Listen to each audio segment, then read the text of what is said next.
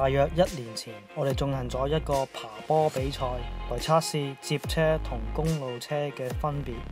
今次我哋有另外一個測試，嚟睇下唔同種類嘅單車跑山路圈速嘅時間會有咩分別。我哋今次測試嘅路線就係一條長達7.6公里嘅山路，總爬升有136 m。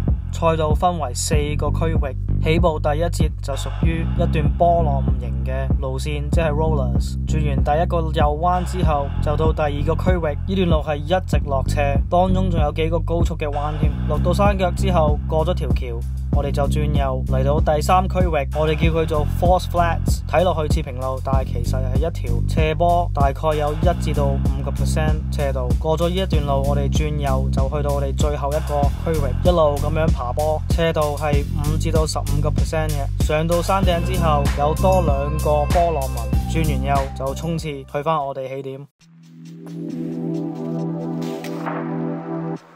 我哋會用每一部單車用同一個力度踩一個圈，我就冇用 power meter 嘅，所以呢就會用呢個心跳帶嚟量度我哋輸出嘅力量，盡量維持喺同一個區域裏邊。每踩完一次呢，我哋都會唞一段時間先開始下一部單車嘅測試。出邊嘅氣溫係21度，風速大約有16公里度啦。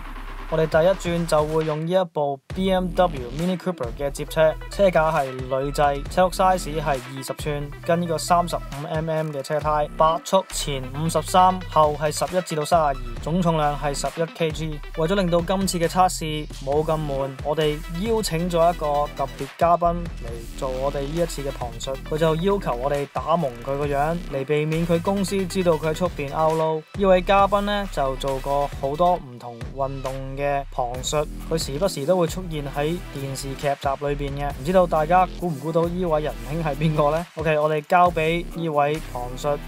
咁我應唔應該照稿讀啊？定係我可唔可以自由發揮咁樣啊？隨便你。咁啊，開始啦！我哋歡迎大家收睇我哋呢一次嘅時間賽，第一位參賽者呢，就係最受歡迎之一嘅接車。咁我哋就睇下呢一部咁細部嘅車仔可以用幾短時間嚟完成呢一個7.6公里嘅賽道啊！開始起跑啦，非常之順暢嘅起步，一路咁加速向我哋呢一個波浪形嘅區域走。咁啊，講解下呢個波浪形嘅路段嘅含義啦。咁個名都話咗俾你聽係波浪形嘅，即係不停咁樣上山又落山咁樣。個巧妙就係，當你落斜嗰陣時咧，如果你係維持到個車速咧，到你上翻斜嗰時咧，就唔需要點樣用力都可以維持到一個速度嘅，好似玩搖搖咁啊！要 keep 住個離心力向前衝，去到第一座山，車速都唔錯，但係似乎一遇到斜坡，個速度就流失得好快。咁樣走法，第一個區域個時間一定唔會好理想。OK， 下一個斜坡，速度唔錯。咁啊，今次呢一個時間賽呢，就因為呢個肺炎嘅影響啦，就係冇現場嘅觀眾嘅，就只係得啲動物啫。所以今日呢，係唔會見到任何人出現啊。其實肺炎之前都係咁噶啦，因為呢度係大塊田，根本就冇人嘅。OK， 睇翻部接車啦，我哋已經差唔多去到我哋第一個區域嘅尾段啦，過埋呢個 S 彎嚟一個大右彎，走埋呢一段直路呢，我哋就開始落斜坡啦。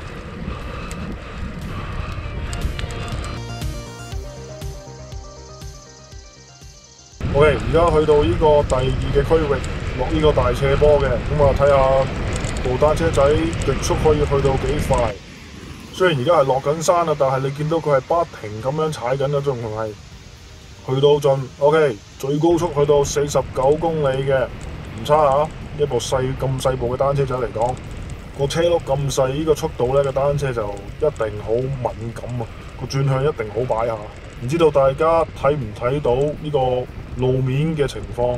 其實有好多碎石同埋樹枝喺上面嘅，因為前一晚呢係打風嘅，落咗好多雨。希望我哋唔會爆胎啦，因為今日呢，我哋係冇試啤胎嘅，啱呢個車轆嘅 size， 係任何架撐都冇打起身嘅。OK， 而家我哋就行完呢個斜坡，去到山腳啦，嚟一個右彎，然後開始我哋第3個區域。呢一段路咧，我本人咧就可以話係最唔中意踩嘅路線嚟嘅。你踩緊嗰時咧，望落去就以為係一條平路，你覺得你可以維持得到好高速，但係其實唔係嘅，係一個假象嚟嘅。其實咧，佢係不停咁樣上斜，係1至到5% 嘅上斜，令到你時快時慢咁，好難可以維持到高速嘅。OK， 咁快就行完呢一段路啦，我哋轉個右彎就去到我哋最尾區域。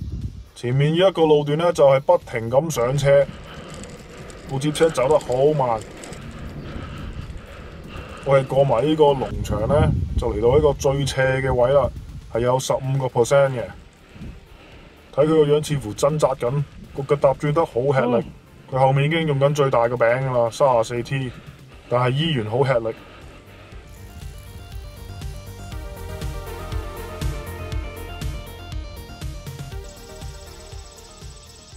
我哋終於爬完呢一座山啦，咁我哋而家前面咧就嚟緊有2個 roller 嘅，向下走嗰陣時速度就唔錯嘅，但係一上斜咧個速度就下降得好快，好難維持到呢個車速啊！最後一個右彎，走埋呢段路仔 ，OK 過終點，睇下個結果。總時間係用咗21分鐘零18秒，平均車速就有19.9公里嘅，極速去到49公里。咁啊，而家我哋就放一放呢個廣告，之後呢，我哋就會翻嚟用第2部單車走翻轉。我真係一個單車迷，無時無刻都諗住部單車，翻工、翻學、食飯，就算發緊夢都係諗住單車。如果你毒癮去到咁深，我有個好介紹俾你 ，Man on Wheels 開始推出同公路車有關嘅服裝設計，係由其他車友分享嘅。如果有興趣就不妨遊覽下我哋嘅網店，我會擺條 link 喺下邊。OK， 我咁快翻嚟啦，我哋第2個測試就係用呢一部你分分鐘未聽過嘅牌子嘅山地車，個名叫做 Novara Ponderosa 27.5 size 嘅山地車，車架係鋁製，前叉係一個可調校軟硬度嘅油壓避震，車頂 size 係27.5寸，跟呢個 650B 1.75寸闊嘅車胎。大家留意下呢一款胎呢係平胎嚟嘅，冇紋嘅，專係走呢個瀝青路同埋呢個 gravel 用嘅。20速，前38、24，後11至到36，總重量係12.6 kg 嘅。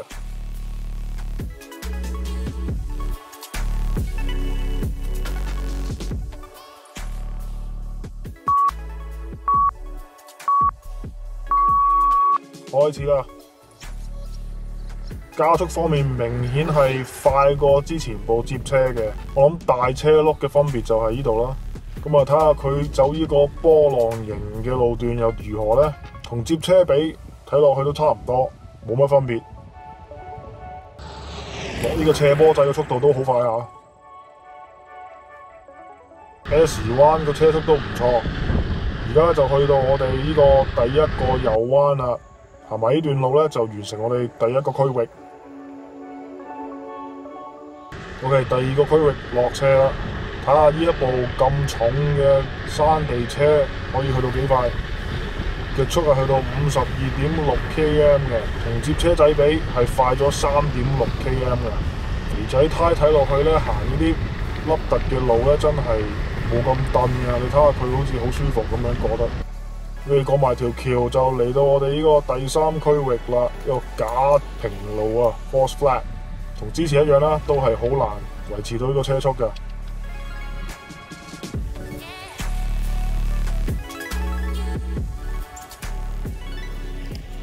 OK， 轉完埋呢個右彎啦，嚟到我哋最尾嘅區域，一路咁上山，咁就睇下呢個較為重嘅車架喺呢個爬坡段又點呢？睇佢嘅樣好似快過之前少少，冇咁辛苦添。鏈餅用 24T 咧，真係好大分別。OK， 爬完呢一座山啦，咁嚟緊咧就有2個波浪紋嘅路段，速度都係唔錯噶。最後一個右彎。OK， 衝線，睇下個結果先。時間咧就用咗19分零36秒嘅，平均速度咧就係21.6 km， 最高速度去到52.6 km 嘅，同接車比咧就快咗差唔多2分鐘嘅。因為我真係冇諗過佢會比接車快咁多。我諗條胎嘅問題，因為佢係用冇瓦嘅，唔知道放翻啲有紋嘅爬山胎上去，個圈速又會變成咩樣呢？ OK， 我哋唞一唞。然後之後嚟我哋嘅最後測試。如果你中意踩單車，特別係公路車，就記得訂閱我哋呢一個頻道，仲有撳埋個鐘仔，就唔會錯過下一條片嘅 upload。如果你本身已經訂閱緊我哋呢個頻道，又好中意我哋嘅單車內容，請你考慮下支持本台嘅發展，去報名做呢個 Patreon。裏邊唔單止有更加多與單車有關嘅題材，有好多幕後嘅短片同埋其他嘅着數，專係俾 Patreon 嘅 member。最後參賽者就係公路車，當然係用我呢一部入門公路車 Giant Defy 5嘅鋁製車架，車齡29寸，車胎25mm 闊，16速，前50 34，後11 34，總重量係10.3 kg 嘅。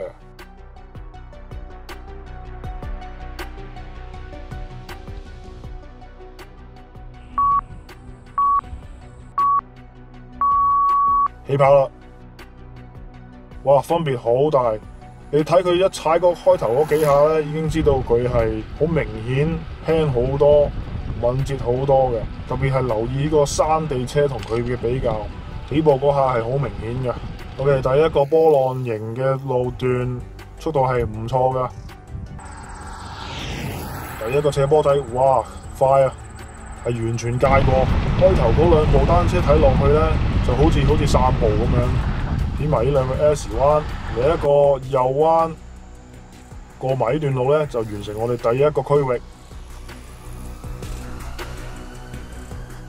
而家去到呢個大斜坡啦，今次呢個車速咧就真係要走條賽車線先可以過到呢彎，極速係去到57.2公里嘅。